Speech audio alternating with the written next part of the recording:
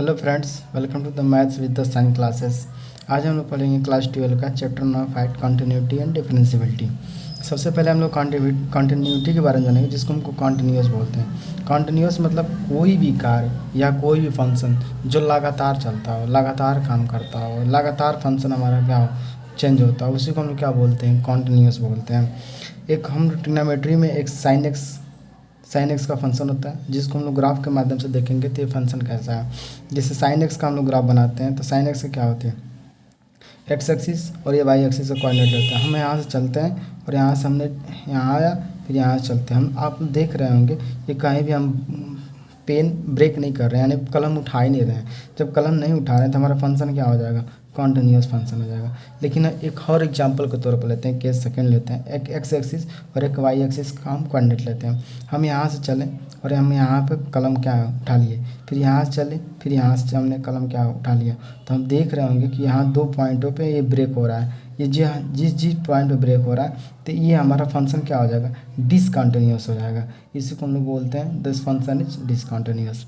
लेकिन अब हर कॉन्टिन्यूटी के हर क्वेश्चन को ग्राफ के माध्यम से सॉल्व करना उतना ईजी नहीं है। तो क्लास 11 में हम लोग पढ़े थे लिमिट, उसी लिमिट का यूज करेंगे हम कॉन्टिन्यूटी को सॉल्व करने के लिए। तो एग्जाम्पल के तौर पे एक फंक्शन लेते हैं जिसको F x equal to 2x + 3, जिसका लिमिट हम क्या लेते हैं, x इजकल टू 1। ठीक है, x इजकल टू 1 हम लिमिट लेते हैं। इसमें 3 केस बनता है, एक x इजकल टू 1 बनता है, एक दूसरा केस जो बनता है एक x इज लेस देन 1 बनता है, और तीसरा केस जो बनता है x इज ग्रेटर देन 1 होता है। अगर हम लाइन पे देखें तो ये हमारा 1 है। इस पर हमने एक हमारा ये क्या, x इजकल टू 1।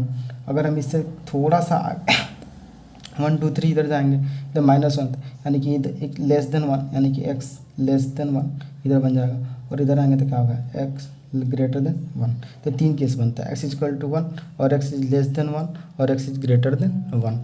अगर इन तीनों का वैल्यू अगर f x equal to f x 1 plus यानी greater than 1 equal to f x less than 1 यानी लेस देन 1, तो फंक्शन हमारा क्या हो जाएगा, कॉन्टिन्यूस हो जाएगा।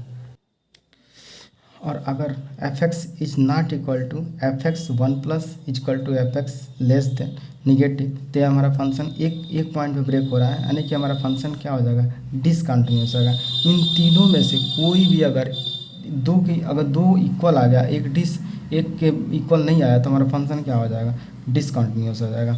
सॉल्व एग्जांपल हम लोग जो फंक्शन लिए थे एफ एक्स, उसको हम देखते हैं। केस फर्स्ट बनाते हैं, x इजकल टू 1 बनाते हैं, तो फंक्शन हमारा था F x equal to 2x + 3, यानी एक्स पे काम 1 पुट किया तो 2 × 1 + 3, यानी हमारा वैल्यू कितना आ गया, 5। ठीक है, केस सेकंड लेते हैं। केस सेकंड में एफ एक्स इजकल टू यानी x लेस देन 1 लेते हैं। x लेस देन मतलब 1 नेगेटिव लेते हैं। ठीक है, 1 नेगेटिव यानी लिमिट ले लेंगे x टेंस टू 1 नेगेटिव, यानी एफ एक्स ले लेंगे। तो limit x tends to 1 negative f x की वैल्यू कितना, 2x + 3 था, तो x पे 1 पुट करें 2 × 1 + 3 इजकल टू 5। और केस थर्ड जो था x इज ग्रेटर देन 1 यानी कि 1 का प्लस। ठीक है, तो f x equal to 2x + 3 limit लेंगे x टेंस टू 1 प्लस, तो क्या हो जाएगा 2 × x पे 1 पुट करेंगे +3 यानी इजकल टू 5। डेट इज क्या निकला, f1 equal to f1 plus equal to f1 negative, यानी कि तीनों के तीनों फंक्शन इक्वल है, तो हमारा फंक्शन क्या हो जाएगा, कॉन्टिन्यूस फंक्शन हो जाएगा। इसी तरह चैनल को सपोर्ट करते रहें। नेक्स्ट क्वेश्चन हम अगले वीडियो में देखेंगे।